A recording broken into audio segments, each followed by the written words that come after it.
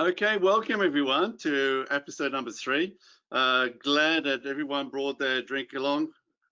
That's the most important for Thursday afternoon with the virtual pub. Today's subject is actually quite topical because we're dealing with insider risk and the coronavirus. And the question is that we pose is the coronavirus, or does the coronavirus increase the risk of insider risk? So that's the main topic, but we've got the big elephant in the room to reveal at the end. So, stay around and watch.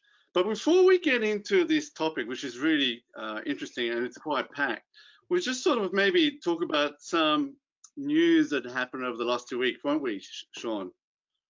Yeah. I think it's a good idea. So, but just go ahead. Sorry.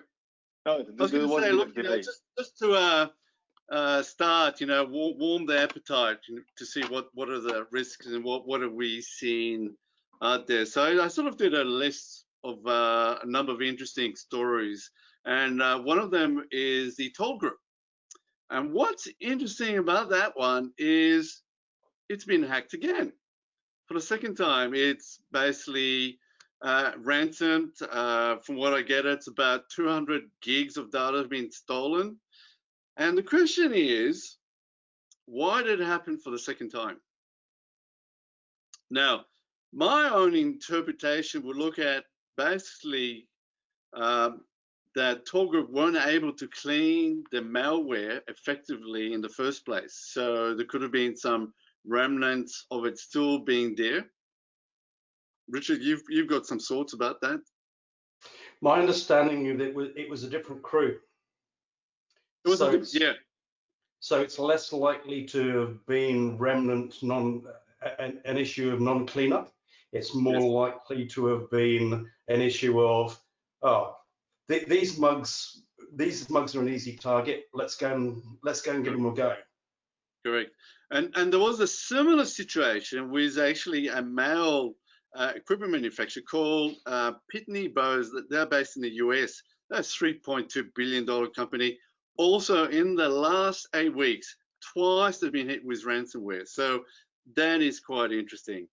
From an insider threat perspective, we've got quite an interesting story. We've got a former IT administrator of an Atlanta-based building production distribution company. This person basically resigned, and he changed the passwords on the routers and basically caused some damage on some of the systems. He actually brought them down, and it cost the organization $800,000 of damage. Now, so from what it looks like, the company that he worked for basically got bought a few years ago, or got bought recently. I'm not sure about that. And he didn't get on well with his owners, and he decided to walk away and cause some damage. Another insider risk we see actually is just around the corner from where we are in Victoria, working as a project manager, and he basically diverted $14 million worth of contracts to his own company. So when he joined the Victorian government, he didn't actually declare that he has a business on the side, and he was influencing a lot of the processes to move these contracts to his own business.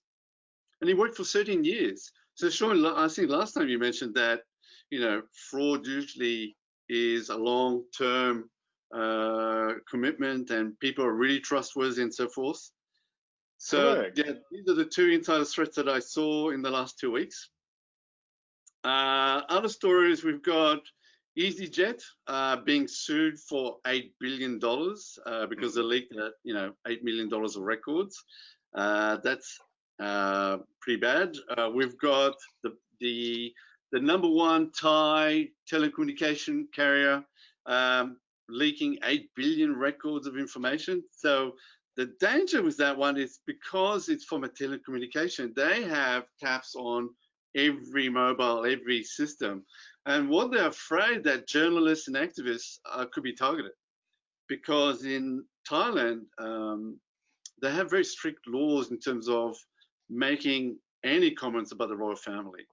So that's not good. And last but not least, we've got Google in the news for a lawsuit of $5 billion because of tracking private browsing. So that's very interesting. Sean, have you got anything that you wanted to share? One of the things I heard on the news recently, and I don't know, well, it was spoken everywhere. It was the attack from Iran on the critical water infrastructure of Israel.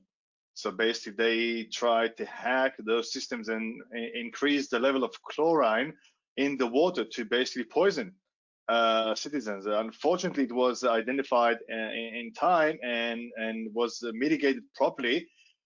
And in return, after a week, it was funny how the Israelis stopped the entire activity of one of their biggest ports in the Persian Gulf.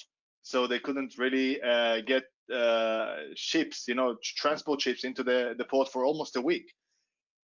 And obviously, of course, everybody witnessing the terrible, impact of that devastating incident in the U.S., where a cup that's supposed to protect the population, protect the citizens, need to obey the rules and the etiquette of the police, just killed a man, murdered a man in front of cameras. And apparently it wasn't the first time he was accused in violence, but nobody really paid attention to that bad behavior that he had before.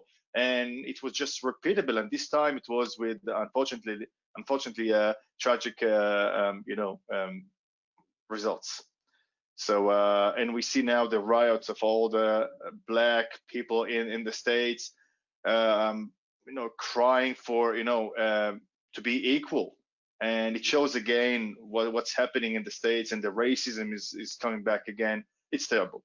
So we see how one person can lead to a total chaos within days. Yeah. I've got also feeling that because of what the environment is, it was like another match to the fire. It was like another kerosene to the fire because of what we're going through COVID. And this basically brings me to the topic. And the question is, because of coronavirus, because of the epidemic that we're going through, has that increased the risk of threats from within? So I want to make it a little bit different discussion. We'll play a little game, Sean, and the game is, I want you to be the chief financial officer of an organization. What do you think has changed between before the coronavirus and now, from your perspective as being the CFO? So assuming that I'm running an organization with a couple of, maybe a few hundreds or few thousands of employees, and maybe it's a distributed organization, I'm in charge of the entire financial activity for the organization. And normally, my activity is quite observed, monitored, and I'm in charge of one of the most critical assets of the organization, finance. So, on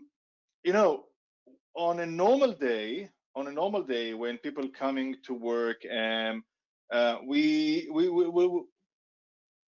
they contribute with their, of course, the work to operate the organization.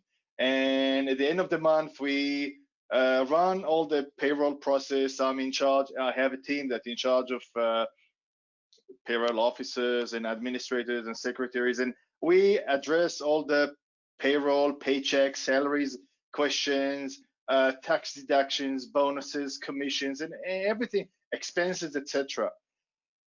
But I have also the visibility. I see the people. They hand the forms. I can question them. I can talk with them. I can see them. Now these days, we still pay for employees, but I don't see them. I don't know whether they are doing whether they work and they're doing what they are expected to or not. But also, from my perspective, when I come to work, I have access to sensitive systems, such as the payroll system. I'm in charge and sign on all the transactions of the corporate business bank accounts. I have visibility on the shares. I write the reports. I talk with the CEOs and the management almost every day. I'm preparing the reports for the board meetings. And now it's hopeless. I mean, I'm sitting at home. I need to access all these systems remotely. And it's funny, when I'm at work, they expect me to follow regulation, compliance, policies, a lot of controls that are in place. And we actually even did a drill, a real drill, to how we moved from our facility to another facility, a disaster recovery one. And the company and I was involved in that project. We invested a lot in creating another DR site. So if something happened here, we go there. Now, the funny part in this whole COVID-19 pandemic is that our homes, individual homes, became the DR. So employees are sitting at home now, accessing the corporate systems and the sensitive systems from home using unsecured line. We have a lot of distractions at home, right? Kids running, wife is talking. Wife is a big problem. and I can personally testify that I made mistakes. And fortunately I managed to remediate them on time, but it could be devastating. Yeah. And I had to approve some processes that normally I need to verify, and now I don't have the visibility. So yeah, it's something. And you know what? Now I'll talk about a different CFO. I can damage now to organization because I have access to those systems that nobody pay attention, nobody know what I'm doing with those systems. And now I can do things that normally I'm not expected to do, but I still have the privilege. So this is what, well, I guess you guys can define what is my definition now. Well, I was going to add, it's a great time to be a malicious insider. Absolutely. I'm loyal to the organization, but from my seat at home, I started to think about key positions or people that can hold the keys of our crown jewels. I started to fear. I had some discussions with the boss, with the CEO about that. If you have someone who has some ill will already to the organization, they are in a control environment, from internally, people can see what they do, from a policy, from a process to what they can access. Now I'm physically separated. I'm working from home. I'm emotionally separated because, I can do whatever I want. And because I still have access to sensitive assets, I can commit the incident without anyone really paying attention. It's so much easier because there's so much confusion and so much more chaos. So that brings me to the next point. Now imagine if you are the HR manager. What are the challenges you think are facing because of the epidemic? It's funny, as an HR manager,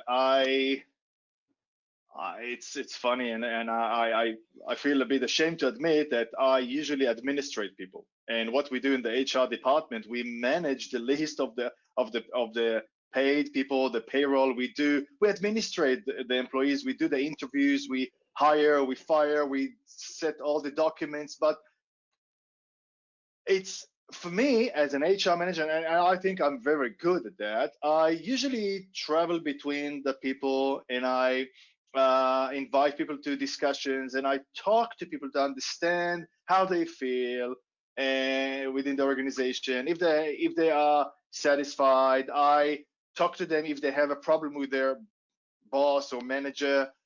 Right now, I don't have access to my responsibility. Yeah, correct. I don't have access. As an HR, I could actually get reports by people that looking at colleagues, or I could get the feedback from employees of how they act. Today, correct. I have no visibility. Correct.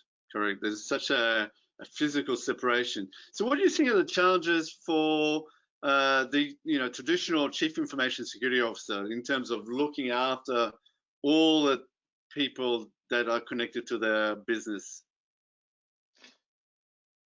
I have a mattress protector as a CISO because every day I wake up and I just check my mattress if it's wet. I can tell you. I can tell you that, mate. Because as the Chief Information Security Officer, my job, well, this is actually what's written in my contract. My responsibility is to take care of the information security, to make sure that the information and the critical assets as the organization define them, the data, the IP, the infrastructure. I need to make sure that all safe and working and is no under threat. So, but these days, at work, I make sure that everybody connect properly. They have the right controls. I control what they can do or should do. I block what they don't need to do. I monitor the systems. I get the logs from systems, and I also look at my staff who has access to many sensitive infrastructure and data. But as a CISO that's sitting at home, I don't know. Well, I'm relying on system logs. I rely on reports. I don't see the stuff. But it's more than that. And I think now I'll wear the head of all of the HR and also the CFO. And I'll talk as a corporate executive. The problem now for my employees, and also for me, by the way, because look, we see the news, we hear the news every day. We get a lot of we get stressed. We get stressed. We see what happened to Qantas. We see what happened to banks. We see what happened to large organizations that they let off many employees. Yeah. Qantas is around 20,000. A lot of uncertainty is built up now, and nobody gives answers. And we see what happens in the world.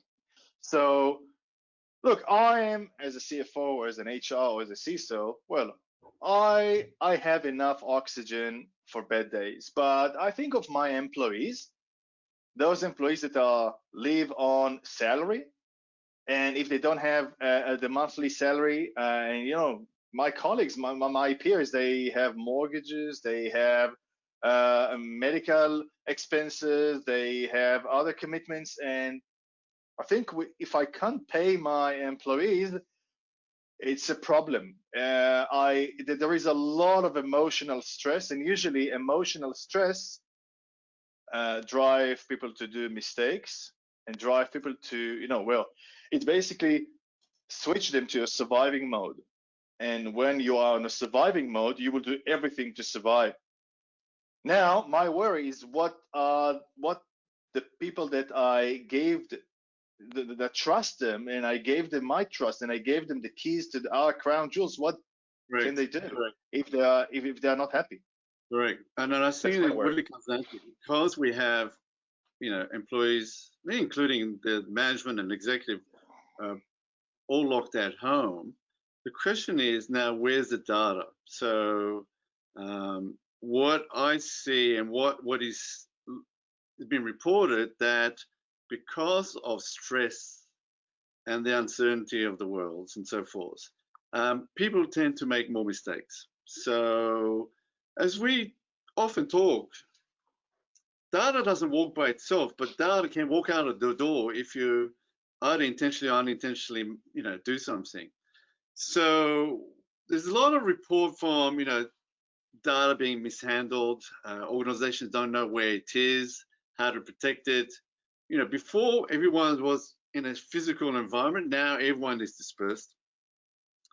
And I'm reading a lot of reports about, for example, espionage, which is just another point, another section of data exfiltration. And we see that specifically between the two superpowers now. I'm talking about China and the US. Lately, I've read a number of reports whereby the US have been arresting a lot of Chinese. They've seen a lot of attacks on medical facilities to do with corona IP, intellectual property there. The core war is building. Let me put it that way. And there's been also a lot of recruiting going on in terms of how do we get hold of this data so we can take it out. So we see that a lot in the news. Another thing I was going to ask you, now you are the compliance officer. Within our organizations, we know there are standards. We talk about the ISO standards. In federal government, you got the ISM. With banks, and you got the PCI, you got the, with health, you got the HIPAA and so forth. Given now that we've dispersed, how do you see standards taking place, sort of aligning to what they need to do? Or is it annulled, and do they need to look at something else because it doesn't comply anymore? Or they cannot comply? Well, so as I said before, that situation caught a lot of organizations with their pants down because they were not prepared for diverting the corporate activity to individual homes. Hey guys, hey Craig. Right.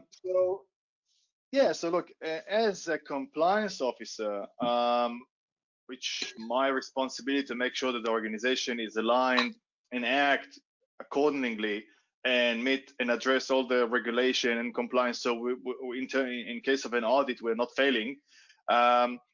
It's quite hard because as a corporate, we have all the documents, right? So they're all lying in our drawers. It was distributed by emails. We did a training, but you know what? I thought about it, and it's like a driver. You can't drive if you don't have a driving license. So you learn and you get trained.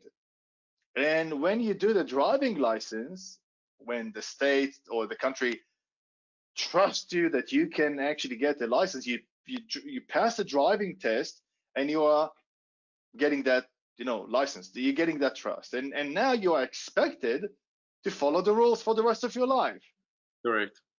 If that happened in ideal world, we wouldn't need to have all the signs and the traffic lights and all the road marks, right? Why should we? We are good drivers. We know the rules. You know what? We wouldn't need to have the police. Why? I mean, everybody knows how to drive. So why there are accidents? So this is a question I asked myself as a compliance officer. Why? Although we made all the training, we trained all the employees, we have all the all the paperwork, we distributed all the emails, we notified everybody, and still we need to be on watch. Why? Because unfortunately we're dealing with people. Now, when people are working from home, so look, at work we have some sort of control. Yeah. Because people are coming to work, they're surrounded by colleagues. It's a workplace environment and atmosphere. At home, I reckon a lot of employees still sit maybe with a business shirt. Well, I can't tell if you're sitting with a business shirt and your pajama pants. Yeah. We don't know. Correct. We don't know. Correct. Don't stand up. We don't know. All right. I saw on few comedy shows that on the news shows the host was sitting with a business shirt and a suit and with shorts. So you can't really tell. Now, when we have employees working from home, and let's cook a problem. What are the ingredients? So we can take uncertainties a bit. Correct. We can take some stress. We can add some distractions, family distractions, right?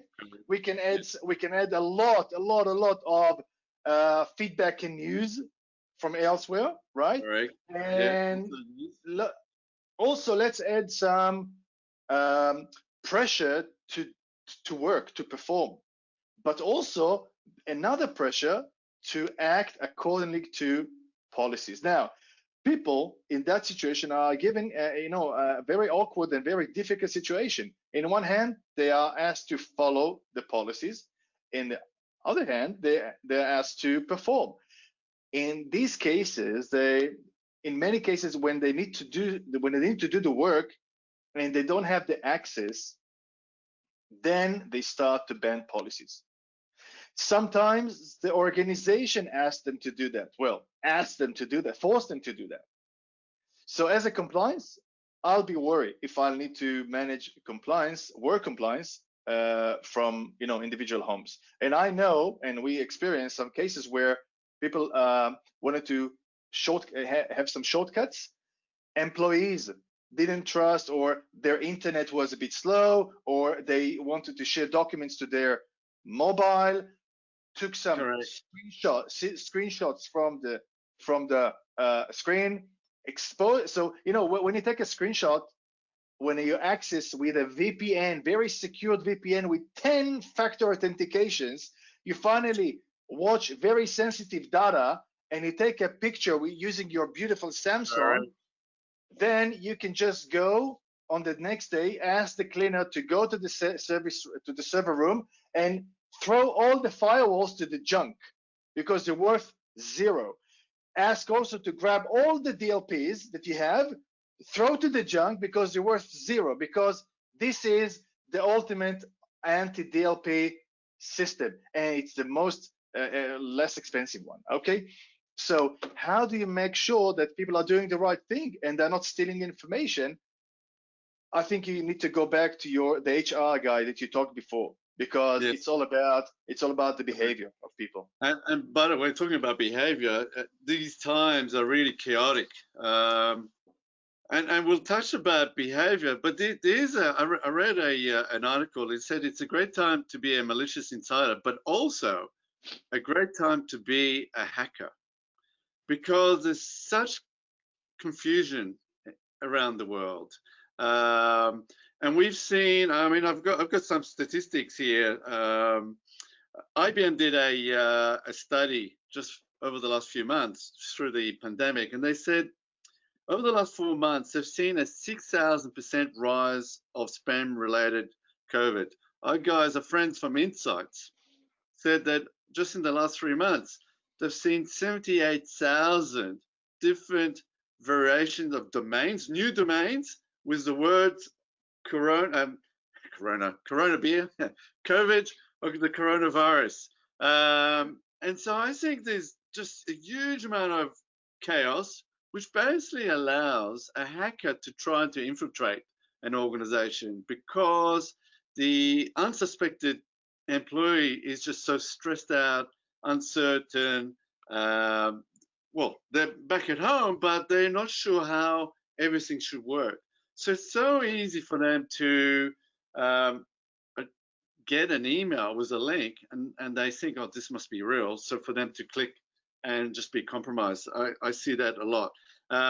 We see a lot of distractions and reduced vigilance. Now, in an organization, you have all these security controls you just talked about, firewalls, anti-malware. As soon as they go home, they don't have it. They might be even using on a computer, their own personal computer, where their kids also use their computer and they download games and music and videos. And so that machine could be compromised already. So from a chaos perspective, this time is just so rife for being such a good time for hackers to take advantage. Which leads me to the next point, which is fraud.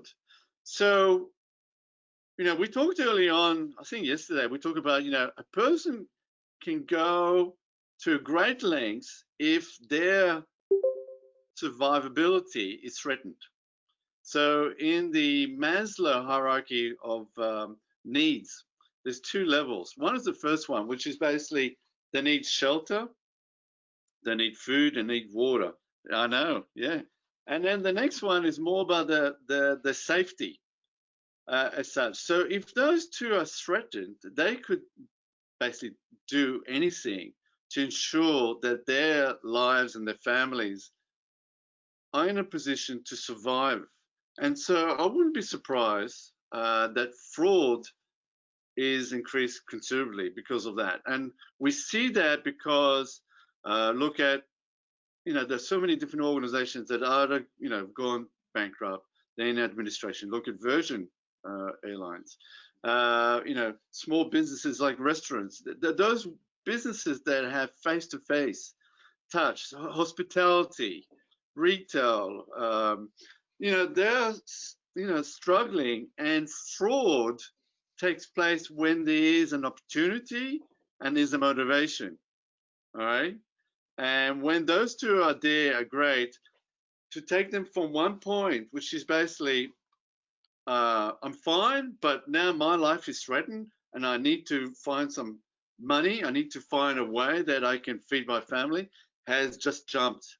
And now specifically, even more so to those people who already are predisposed. So it means those people have already some form of a condition. They are going through divorce. They've got some debt. They may have some mental health issues. They might be a drug user. They might be alcoholic. So for them, the COVID situation could be just the tipping point for them to take it to the next stage. How do you see that? Yeah, it's definitely, I call it a trigger and a tipping point. So, I'll give you that analogy. If we look at the roller coaster, so it has 3 phases. The first phase is when the chain, climbing the chain. The middle phase is when that's the tipping point, which has 0 gravity, and the descent. Now, in martial arts, for example, when I study how to respond to an attack, if someone attack me, it's better to stop the attack at the tipping point or before, because it's very difficult to stop a sword when it starts to cut you. And it's the same in the business world. People are at home, and the stress can either come from the company itself or from external influence, for example, family. And you talked about hackers and insiders. Well, sometimes they are the same, because when you're at home and you're not surrounded by your colleagues, you're not surrounded by the support of the corporate, you don't have that corporate atmosphere, that can lead you to start and think outside the box and be very creative.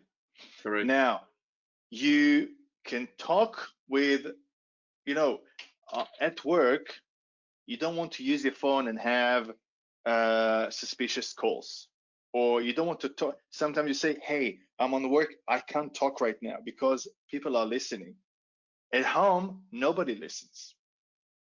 So at home, people, yeah, correct. But what happens is that at home you will feel more loosed, and you will have more confidence to do more. Now, if you are in a financial stress, or even for ideology, even if you decided to leave the organization, or if you think that they will dispose you once you get back to work, and you switch to surviving mode, then you will try to see and take advantage of every weapon you can use and every access you can use. When you talk about fraud, it's a long-term thinking.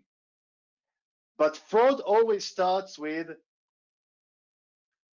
that point where there is an opportunity and there is a need. So if you are in a need and you find the opportunity, you start to act.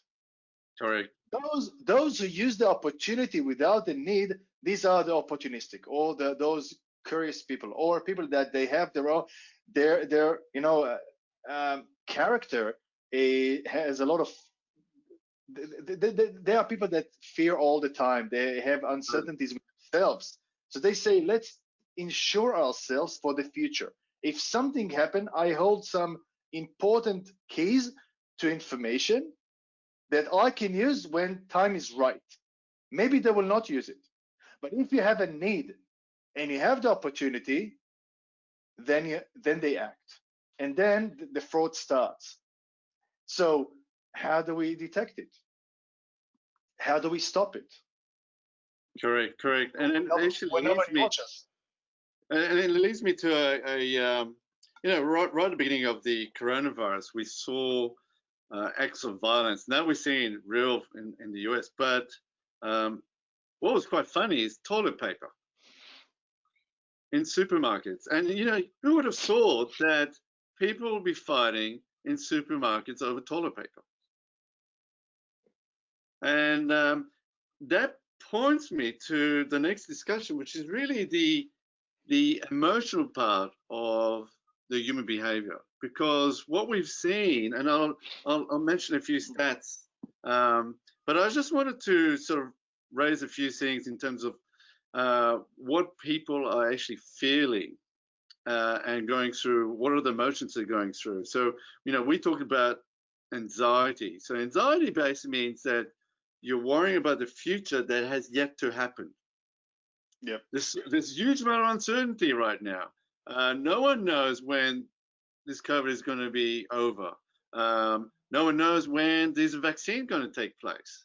Everyone is afraid of being infected with a virus.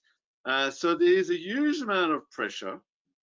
There's a huge amount of stress, and stress is usually defined in terms of having a limited of time to actually achieve a certain outcomes that you want to do. So now that you are sort of stuck at home, you've got your family, you might have distractions, you're not working in the same manner as you were before. You're uncertain about your position within the organization. You're uncertain about the organization moving forwards. So what we're seeing is huge amount of health concerns. I read a report, was it by Tech Republic, that there's been a 73% increase in burnout over the last few months. We've seen 60% of employees who say that basically, if they've got mental health, which is as a result of the coronavirus, that their productivity has fallen dramatically. In the UK, we've seen anxiety and depression a day after the lockdown jumped significantly. Some US figures say that basically 25% of reported binge drinking has taken place, increased. 20% increase in prescription drugs. 14% increase in illicit drugs. And that's just in the US. So what we have is basically a lot of fear taking place. And when fear takes place, whether it's real or not, people will do things either to the detrimental of themselves and to the other people and to the organization, whether they intend to or not. And for me, when we look at what is inside a risk, I basically define it that here you have a person who's got access to that asset and they cause harm, whether intentionally or unintentionally. So basically, they cause harm to either the confidentiality, integrity, or the availability of the system. And we see that quite a lot. And my question to you, before we reveal what the big elephant in the room is, more from a permanency perspective. What is it going to do to the economy, but more into the organizations moving forwards? Because are people saying, oh, because I'm now working remotely, I can stay working from home? And what does it mean for an organization as such, moving forward, as from a person, how do we communicate? How do we do business? How do we, what are the pressures moving forwards? Is that going to be permanent? What do you think? Well, the world is definitely changing, right?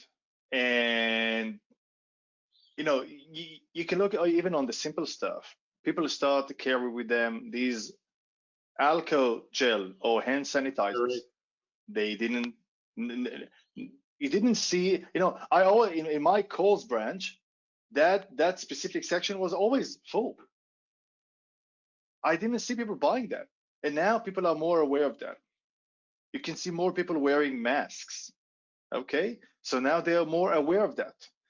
So the world is changing, and I think a lot of organizations, well, now they understand, first of all, in terms of office spaces, that if they manage to run their business remotely, why should they now invest in big offices, right?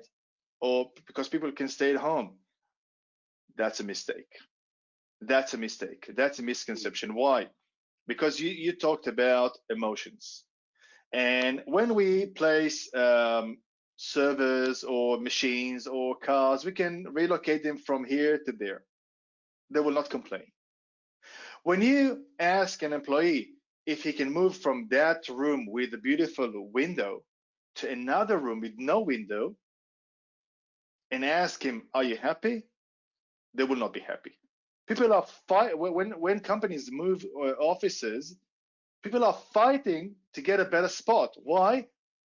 Because it's either represent how senior you are, if you have your own room, or if you are sitting in a shared space, or even if you have a window, because this is very significant for employees.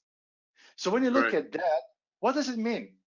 It is an emotional thing. So when people are sitting in offices, they are surrounded by colleagues.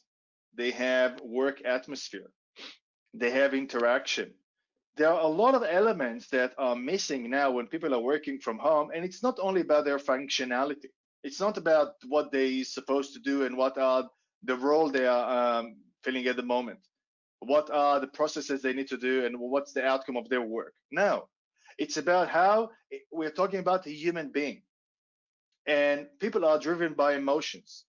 One day you are happy, one day you are sad, one day you are frustrated, one day you are feel that you are successful and you're on top of the world, and the next day you're not.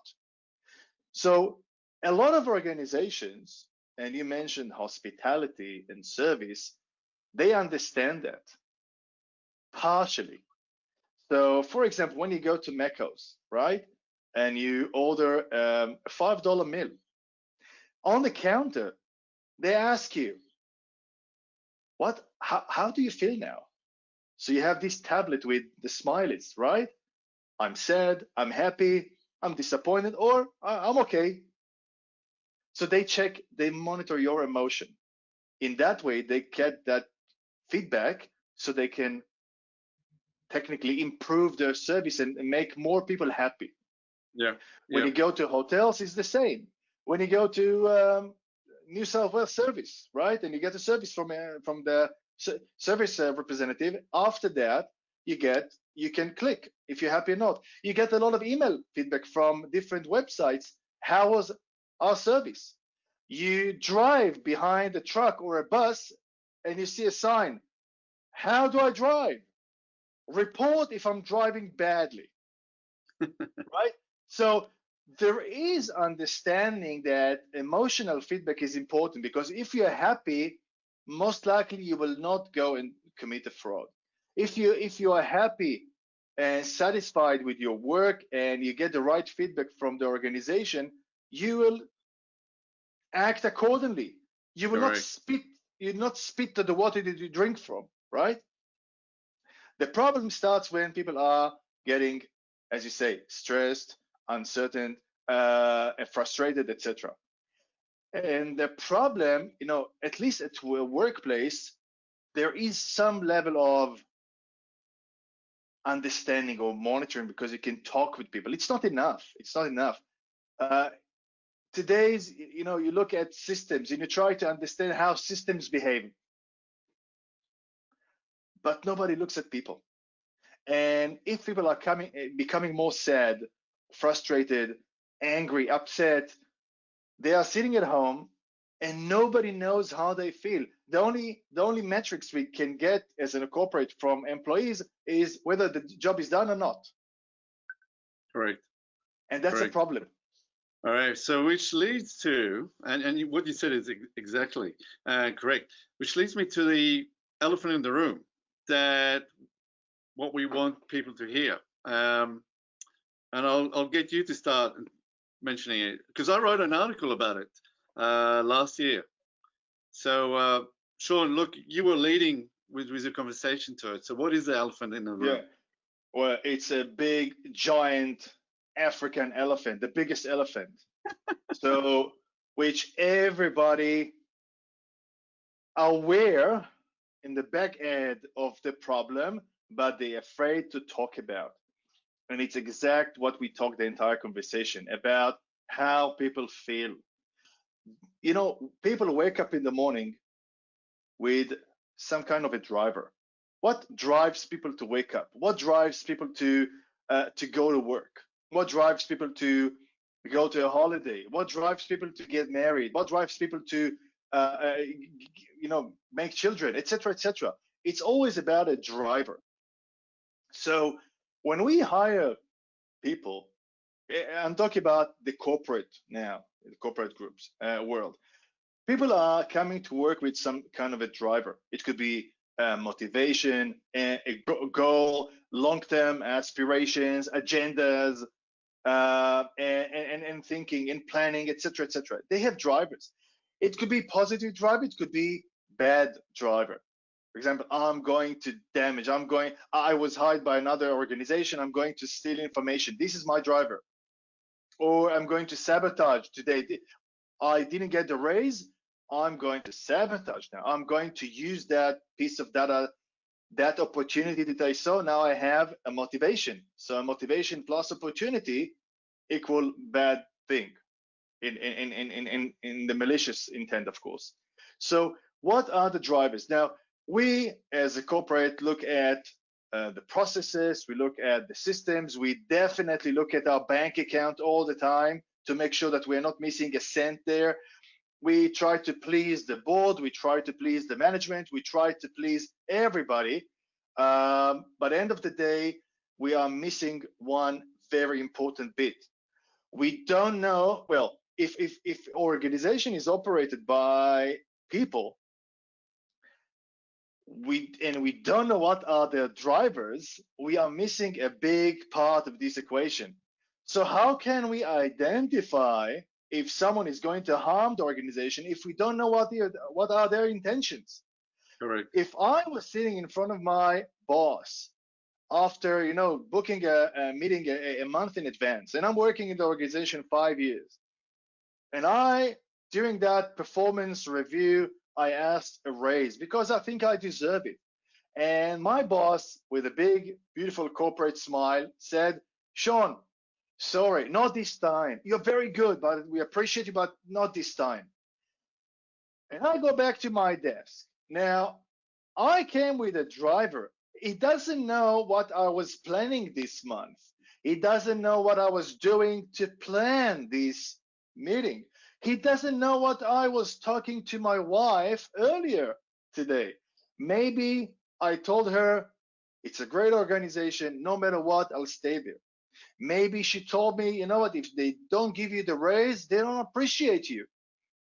You should leave.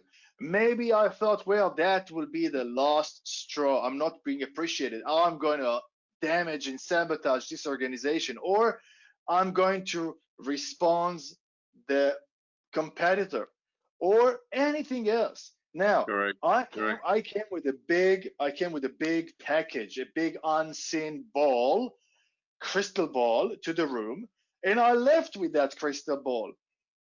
Unfortunately, nobody looks at that crystal ball. And I think this is what the big elephant that you will now want to talk about. What is missing in organizations today? Yeah, I wrote an article. Hopefully you can read it. It's called the CEO. And I don't mean the chief executive officer. I'm talking about a chief employee officer.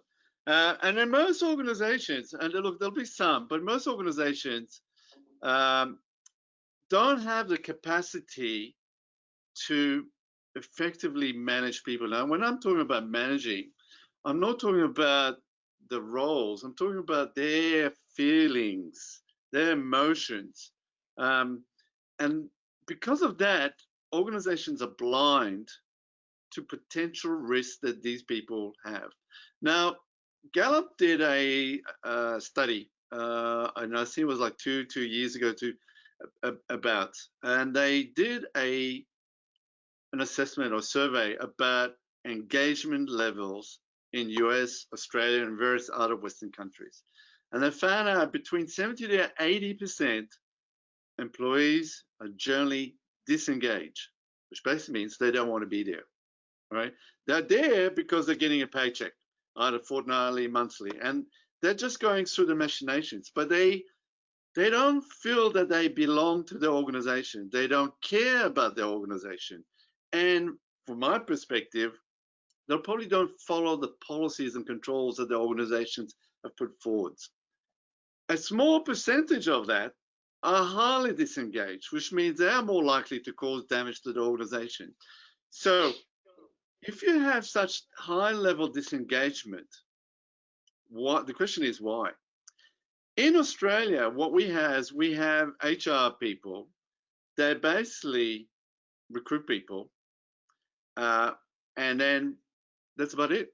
They are what we call as administrators.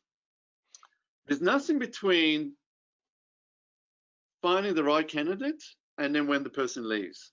There's no management, there's no engagement with the person. And then when I look at engagement, I look at three key things. One is, do the employees feel that they're being cared? Do they feel that the management, the executive support, do they feel that they have a voice? That's number one. Number two, does their role matter in the organization? Do they feel that their job has some value to the organization? And number three is, what is their peer support? Is it toxic? And now I've written quite a few articles about toxic people, but those three will form your fundamentals of whether an organization engagement. Now, there have also been some studies that show that insider risk increases as support from management and executive diminishes. So what I've done is they looked at different type of risks and they say, okay, we've seen these incidents. What level of engagement have we seen within these organizations? And a lot of them have been very negative. So if you look at organization, I sort of wrap it up around there. We don't have what we call as a chief employee officer, and that's why I wrote that article, whereby you have someone that basically listens to people, to the employees, about their grievance, about their challenges, about their stress. Maybe they're going through a divorce. How do we get those people to distress them so that they don't take their physical external behaviors, let's say, and manifest them on the digital world, for example? And then look, there'll be some organizations who have developed like what we call as an employee assistance program, but a lot of the organizations I've spoken to don't have that.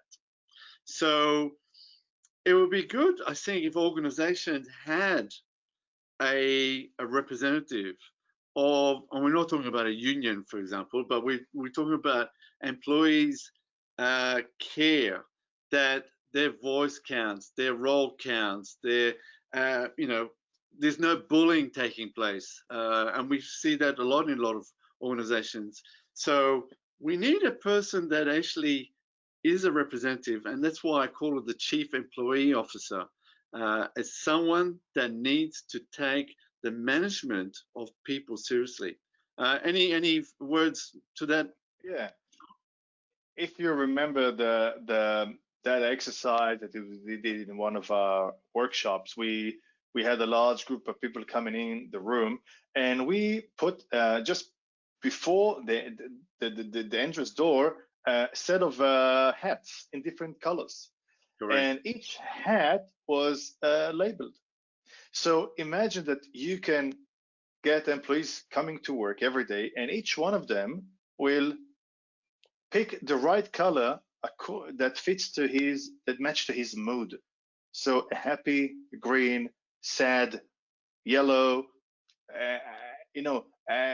aggressive, red. So I don't like to follow policies. What's that color? Okay, it is.